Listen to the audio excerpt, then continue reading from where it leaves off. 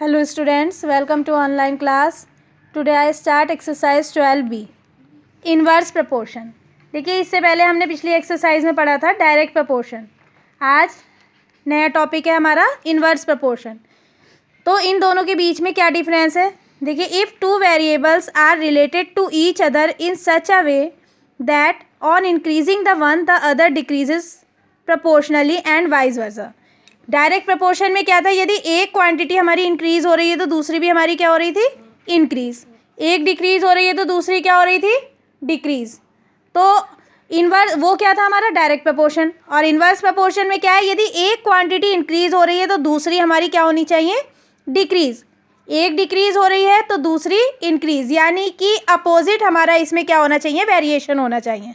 तो वो कौन सा प्रपोर्शन कहलाता है हमारा, इनवर्स प्रपोर्शन.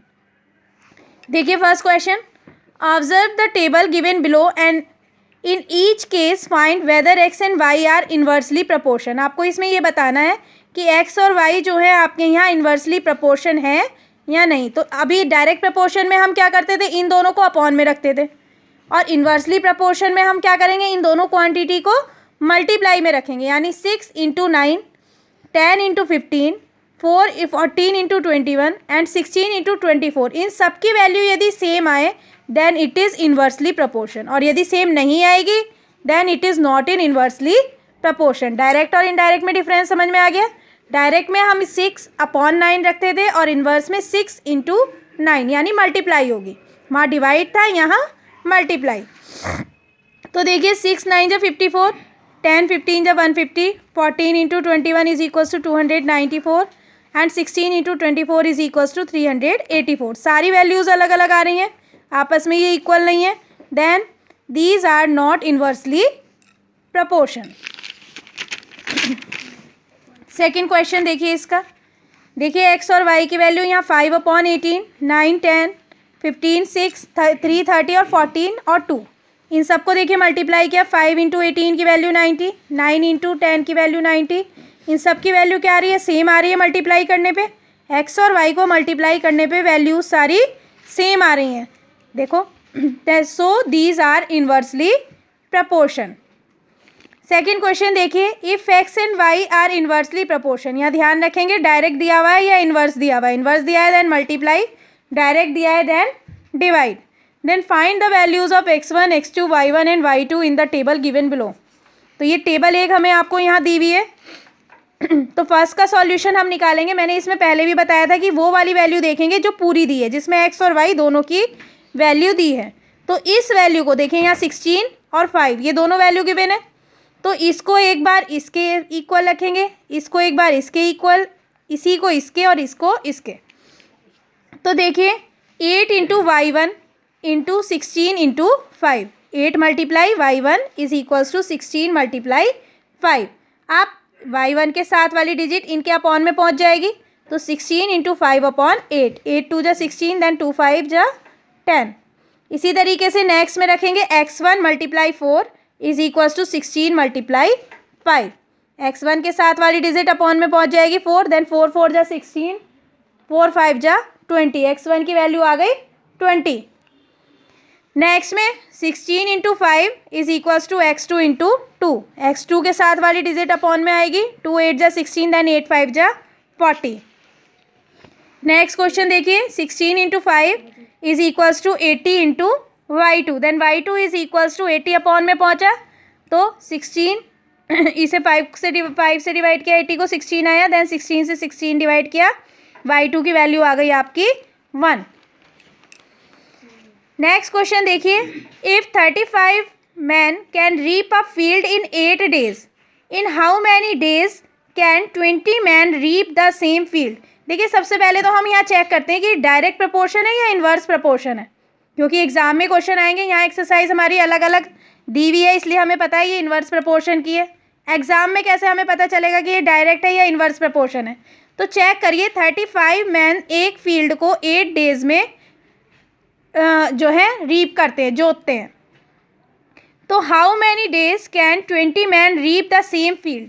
उसी फील्ड को 20 men कितने दिन में रीप करेंगे. तो जब ज़्यादा आदमी थे तो कम दिन में काम हुआ. अब यदि कम आदमी हैं, कम वर्कर्स हैं तो वो क्या करेंगे, उसी काम को ज़्यादा दिन में पूरा करेंगे। यानी यदि मैन डिक्रीज हो रहे हैं देन डेज क्या होंगे हमारे यहाँ पे, इंक्रीज होंगे। तो इट मीन्स एक चीज़ हमारी क्या हो रही है, डिक्रीज, एंड दूसरी क्या हो रही है, इंक्रीज।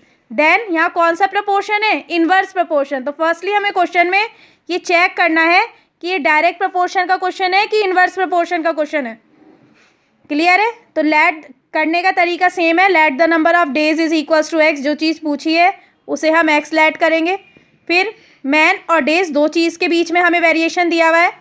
तो 35 मैन्स थे तो 8 डेज में उन्होंने वर्क किया।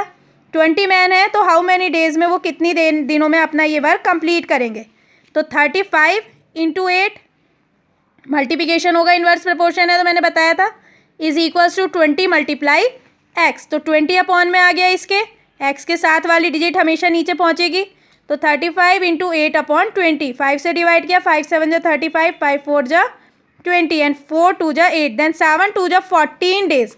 तो दिख रहा है 35 मैन्स उस काम को 8 डेज में कर रहे थे, 20 मैन उसी काम को 14 डेज में करेंगे। तो आदमी यदि कम हुए तो डेज हमारे इंक्रीज हो गए। कौन सा वेरिएशन है, इनवर्स वेरिएशन। और डायरेक्ट कौन सा होता था, यदि एक चीज़ इंक्रीज हो रही है तो दूसरी भी इंक्रीज, एक चीज़ डिक्रीज हो रही है तो दूसरी भी डिक्रीज। नेक्स्ट देखिए, a car takes 5 hours to reach a destination by travelling at the speed of 60 kilometre per our.